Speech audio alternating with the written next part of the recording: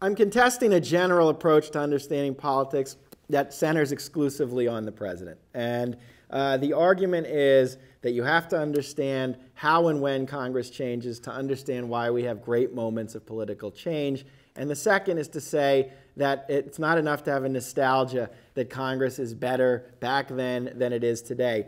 It takes people to change Congress. It took a civil rights movement. It took voters in 1964 to move Congress to a place that Lyndon Johnson could exploit. So I am arguing against a general tendency in writing about American politics and how we view politics today, a constant obsession that the president is the only part of the story. A messiah complex. Yeah, and there was one article about the book that captured in a snappy title. Frank Bruni said, "Man of the Moment."